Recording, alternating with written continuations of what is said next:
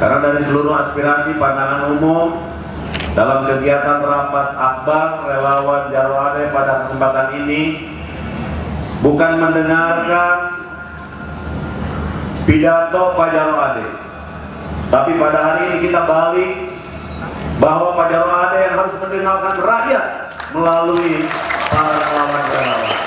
Pasca beredar terkait dengan surat surat pengunduran diri Bapak Erlangga Hartarto sebagai Ketua Umum, maupun juga secara disampaikan juga terhadap media secara langsung.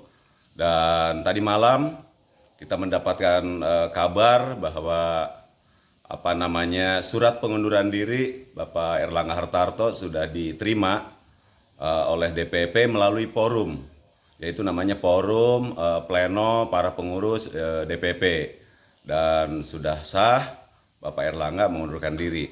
Dan sehingga di dalam forum secara kolektif kolegial semua pengurus DPP menyepakati menyetujui PLT Bapak Agus Gumiwang.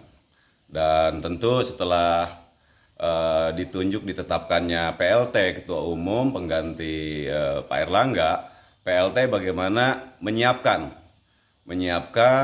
segala sesuatunya untuk mensukseskan terkait dengan Munas. Memang Munas yang awalnya hasil Munas terdahulu itu akan dilaksanakan bulan Desember. Nah, kalau PLT hanya menyiapkan Munaslup, ya tentu beberapa bulan kemudian harus Munas, sehingga kemungkinan ditarik bahwa Munas dipercepat. Nah, tentu juga itu ada tahapan. PLT saya percaya punya kemampuan secara kolektif kolegial dengan pengurus DPP menyiapkan nanti tentu Rapimnas. Di Rapimnas tentu juga langsung melaksanakan Munas, yaitu jadi Munas dipercepat hanya beberapa bulan. Memang amanat dari Munas terdahulu bahwa Munas yang akan dilaksanakan di akhir 2024. Nah, jadi itu yang memang kita ketahui. Hari ini memang untuk kader Golkar di bawah, termasuk saya sebagai Wakil Ketua DPD Golkar Jawa Barat, tentu dengan pernyataan sikap Pak Ketua Umum, Pak Erlangga mengundurkan diri, semuanya juga kaget. Semua kaget, juga terharu juga. Karena apa? Karena selama ini DPP Partai Golkar di bawah kepemimpinan Pak Erlangga cukup solid, sehingga bisa bersama-sama secara kolektif kolegial mengantarkan suksesi Pileg dan Pilpres, dan itu sudah bisa dilewati. Tapi karena keputusan Pak Erlangga mengundurkan diri, ya tentu kita juga tidak bisa berbuat apa-apa, apalagi posisi sudah diplenokan, sudah diterima. Tentu secara pribadi saya juga menyampaikan apresiasi, mengucapkan terima kasih kepada Pak Erlangga yang telah mengantarkan suksesi Pilpres dan Pileg. Nah, jadi saya sendiri sebagai bakal calon bupati yang diberikan tugas oleh DPP Partai Golkar, dan saya sudah melakukan tahapan-tahapan, ya sementara tidak merasa terganggu. Karena apa? Karena Partai Golkar sudah sangat berpengalaman terkait dengan persoalan pergantian ketua umum untuk pilkada di wilayah. Ya tentu sampai hari ini kan tetap masih berjalan di bawah kendali sesuai dengan bidangnya, yaitu Pak Doli yang mencoba melakukan pemetaan calon-calon kepala daerah dengan koalisi dengan partai mana. Dan itu juga kan ada tahapan bagaimana elektabilitas, popularitas. Penting dalam pasca perjalanan Munas, saya yakin Pak Doli dan juga rekan-rekan di DPP tidak akan terganggu terkait pemetaan pilkada, begitu. Berarti intinya tidak mengaruh ya pasca Erlangga mundur sendiri ya untuk pilkada di daerah sendiri ya? Ya pengaruhnya hanya kaget aja semua kader, karena kita tahu Pak Erlangga ya orangnya cukup dari zaman ke zaman kan loyal terhadap siapapun ketua umumnya. Pak Erlangga kan salah satu kader yang memang cukup loyal untuk kepentingan-kepentingan Partai Golkar. Tapi perlu saya jelaskan kalau masalah pilkada, Golkar itu kan bukan dari individu, tapi sebuah sistem berproses kalau di Partai Golkar. Jadi tidak bisa juga calon ujug-ujug muncul sebagai calon kepala daerah, tentu tidak ikut berproses, terus tidak juga terekam dalam survei yang sudah disepakati oleh DPP. Karena yang melakukan survei dari tahapan ke tahapan kan DPP, bukan para calon kepala daerah begitu. Kalau untuk koalisi, pertama saya menyerahkan sepenuhnya secara kelembagaan kepada DPD Partai Golkar.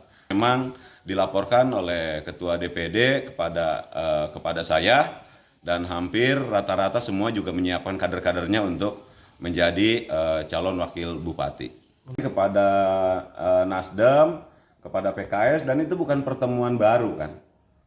Pertemuan yang sudah terbangun cukup lama, dan dalam waktu yang sebelum kegiatan di DPD Partai Golkar, saya juga sempat diundang untuk ngobrol santai dengan Nasdem, terutama dengan Pak Saan, Ketua Nasdem Jawa Barat.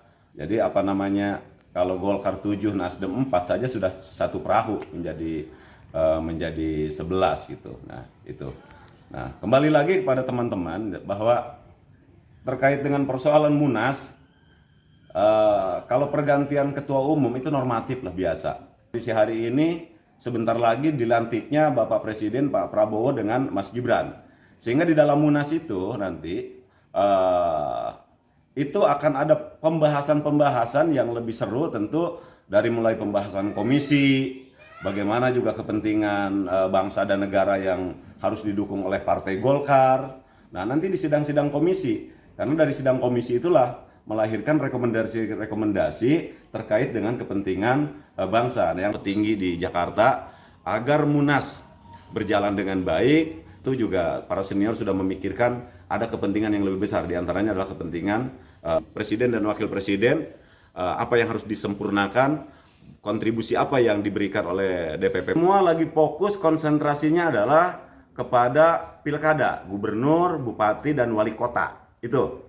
Nah, maka ketua umum, salah satu kriteria ketua umum harus yang bisa mensukseskan pilkada gubernur dan bupati. Tentu melakukan komunikasi dengan partai-partai yang akan berkoalisi. Itu syarat yang memang harus dipikirkan tentu oleh para petinggi di DPP. Yang kedua, syarat calon ketua umum harus bersinergi dengan pemerintahan Pak Prabowo dan Mas Gibran. Karena apa? Karena Golkar kan mendukung penuh menjadi pengusung di dalam Pilpres untuk mengantarkan suksesi Pak Prabowo dan Mas Gibran. Inilah yang dipikirkan.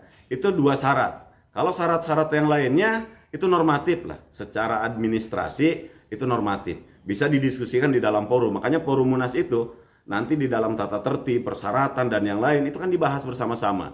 Dan Golkar sudah terbiasa dalam situasi apapun, tapi Golkar akan lebih mengutamakan kepentingan bangsa dan negara. Terima kasih. Jelajahi cara baru mendapatkan informasi. Download Metro TV Extend sekarang.